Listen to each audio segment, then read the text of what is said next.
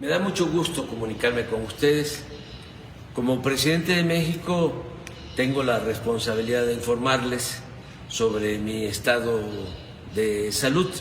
Ya lo hice, pero de todas maneras, como han habido especulaciones, es importante decirles que estoy bien. Tengo COVID, se me complicó porque me fui a una gira muy intensa que inicié en Veracruz, hubo cambio de clima, fui después a Quintana Roo, estuve en Chetumal, estuve en Cancún, estuve en Mérida y ahí me hizo crisis porque se me bajó de repente la presión y estando en una reunión con ingenieros militares evaluando el Tren Maya y con otros servidores públicos, pues como que me quedé dormido, fue una especie de váguido, hablando coloquialmente, y llegaron de inmediato pues los médicos y me atendieron. No perdí el conocimiento, sí tuve esa situación de desmayo transitorio y por la baja de presión querían llevarme en camilla y en una ambulancia al hospital. Le pidieron instrucciones al general secretario, él dijo de que hicieran lo que correspondía, lo que se necesitara, ¿no? Que me atendieran. Yo no acepté, los charoleé, les dije, miren, él es el general secretario, pero yo soy el comandante supremo de las Fuerzas Armadas. Entonces, no me van a llevar a ningún lado, aquí en este sillón me van a atender. Y ya me tomaron la presión. Me pusieron 1 litro de suero, me levantaron la presión y ya, afortunadamente no pasó a mayores, no hubo ninguna afectación en el corazón, en el cerebro, en nada. Y ya decidí venirme a la Ciudad de México, me trasladaron en una ambulancia aérea, pero no venía yo en una camilla, venía yo consciente. Y así llegamos aquí y escribí un mensaje en Twitter, en Facebook, informando. Sin embargo, pues empezaron las especulaciones, porque pues mis adversarios tienen mucha imaginación y es como decirles ahora, aunque lo tendría que estar repitiendo, decirles, el muerto que tú matáis o que vos matáis goza de cabal salud, porque han dicho muchísimas cosas, ¿no? De que me dio un derrame cerebral, de que aquí en Palacio están médicos especialistas de cardiología del Hospital Militar, y no es así. Afortunadamente estoy muy bien, estoy trabajando, ya escribí 2 borradores en estos días de 2 discursos, el del día 1, el Día del Trabajo, y el discurso que voy a pronunciar el día 5 de mayo en Puebla, con motivo de la batalla de Puebla. Estoy bien, me están informando de lo que está sucediendo en el país. Afortunadamente las cosas están marchando en lo económico, el peso sigue fuerte como nunca en 40, 50 años. Es la moneda que más se ha fortalecido en el mundo, que más se ha revaluado, que no ha tenido ningún problema. También es muy buen dato el del día de ayer, antier, de que está bajando la inflación y sigue creciendo la economía, sigue habiendo empleos, se están aplicando en todo el país los programas de bienestar, estamos avanzando también en garantizar la seguridad pública, está bajando la incidencia delictiva, en fin, vamos bien, estamos bien y de buenas. Y bueno, yo creo que el Creador y los deseos que tenemos de vivir nos van a permitir terminar nuestro mandato.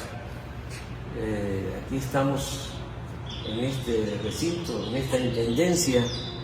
Aquí fue donde mantuvieron preso 4 o 5 días al presidente Madero, al apóstol de la democracia, un hombre bueno que fue víctima de una pandilla de rufianes. Y cuando llegamos aquí, creamos pues este museo, se llama Intendencia de la Tradición. Miren, tratamos de reconstruirlo, hacerlo como estaba en esa época, en ese tiempo. Aquí estuvo con José María Pío Suárez, vicepresidente de la República, caballero de la lealtad, tabasqueño, de Tenosique, Tabasco. Aquí estuvieron y aquí lo sacaron por órdenes de Huerta para asesinar a los dos de manera cobarde, cerca de Lecumberri. Bueno, él padeció mucho de la prensa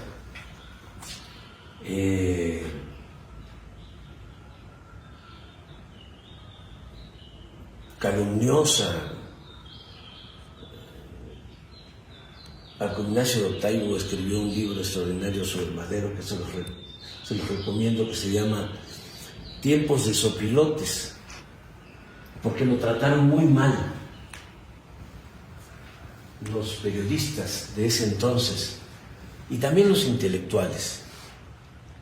Se volvieron huertistas, tanto periodistas como los intelectuales. Muy pocos se mantuvieron leales al presidente Madero, que fue un hombre excepcional, uno de los mejores dirigentes políticos del mundo, un verdadero demócrata. No ha habido en México un presidente con más vocación democrática que Madero, y resistió una campaña de desprestigio de parte de toda la prensa de ese entonces, al grado de que llegaron a llamarle loco, espiritista, pigmeo. Lo ofendieron mucho, como también ofendieron a Hidalgo en su momento. Bueno, al padre de nuestra patria no solo lo ofendieron, lo asesinaron, le cortaron la cabeza, le exhibieron 10 años en la plaza de Guanajuato los conservadores, que son gentes de malas entrañas, que siempre andan deseándole el mal a otros. Hablo de Hidalgo, pero pues lo mismo padeció Morelos, y luego Juárez, que fue tratado de manera racista, el mejor presidente que ha habido en la historia de nuestro país. Hay 3 presidentes que hay que recordar con mucho cariño: Benito Juárez, Francisco I. Madero y el general Lázaro Cárdenas del Río también padeció una campaña en su contra muy fuerte de los oligarcas, los que se opusieron a la expropiación petrolera. Fíjense, no les afectaba en nada porque el petróleo estaba en manos de compañías extranjeras. Sin embargo, ellos se sintieron ofendidos, los oligarcas mexicanos. También pues no les gustó que el general Cárdenas entregara la tierra a los campesinos, no les gustó que el general Cárdenas impulsara la educación pública, y así ha sido siempre, ¿no? Ahora que me he vuelto a enfermar, llama mucho la atención el odio, ¿no?, de algunas personas que quisieran pues que yo desapareciera, pero no deben de actuar de esa manera. Ya hasta me producen sentimientos de afecto, porque los considero muy desprovistos de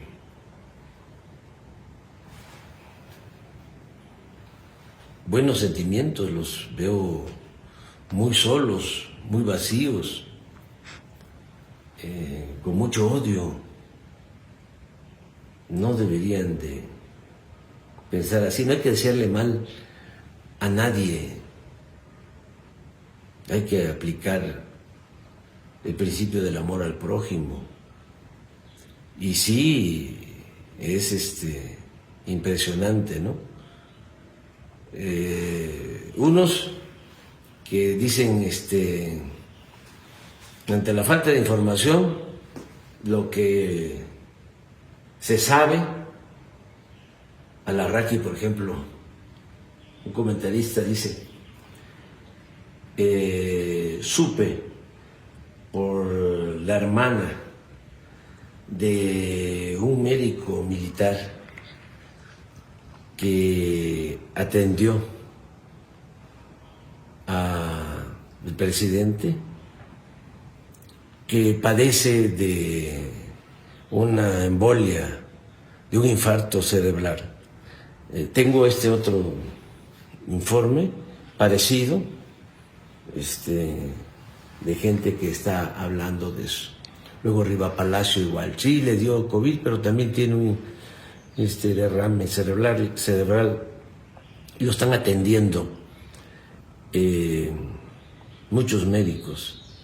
Y así, y otros hasta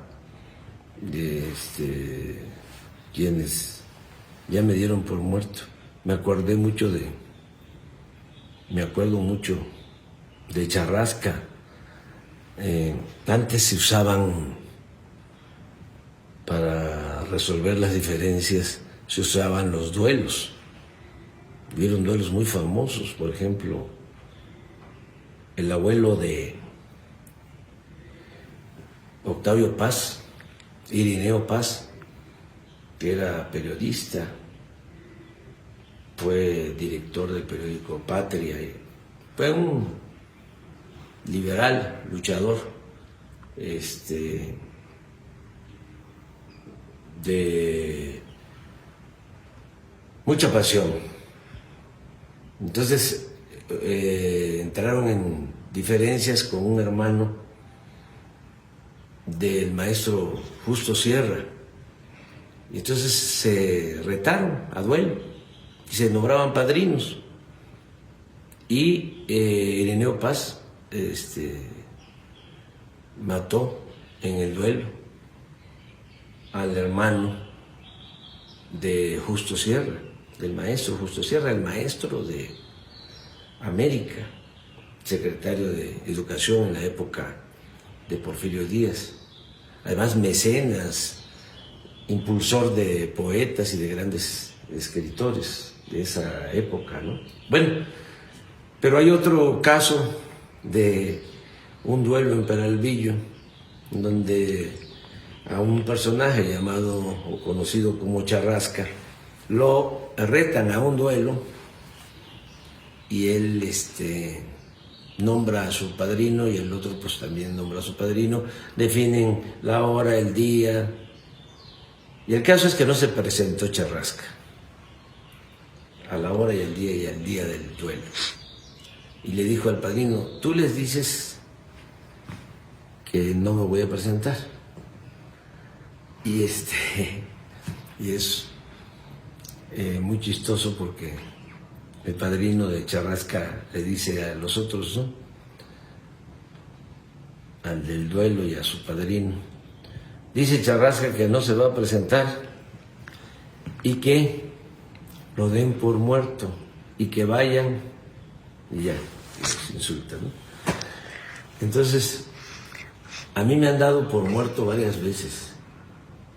Fíjense que en política me ha ayudado mucho el que me han dado por muerto.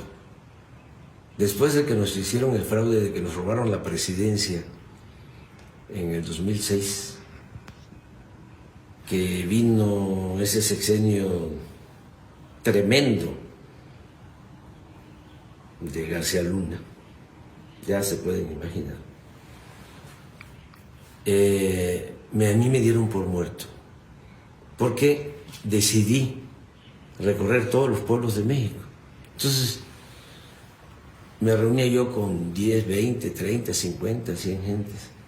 A Calderón le preguntaban que sí, qué hacía yo, y decía, pues ahí anda, en los pueblos, se reúne con 3, 4, 5 gentes. Me dieron por muerto, me salvé. Y así, trabajando en las comunidades, en los pueblos, en los municipios, construimos la organización que nos llevó a la presidencia para transformar a México. Este es un movimiento que se ha hecho con mucho sacrificio, con muchas fatigas, desde abajo y con mucha gente, a las que admiro y a las que respeto y a las que quiero mucho. Unos ya se nos adelantaron y a ellos es a los que les dedico esta plática, ahora que estoy con COVID, que no se preocupen, que estoy bien y que vamos a seguir luchando. Ya saben cómo somos de perseverantes. Nos falta todavía un tiempo y van a hacerse muchas cosas, muchas bellas cosas en beneficio del pueblo de México, de nuestro querido pueblo de México.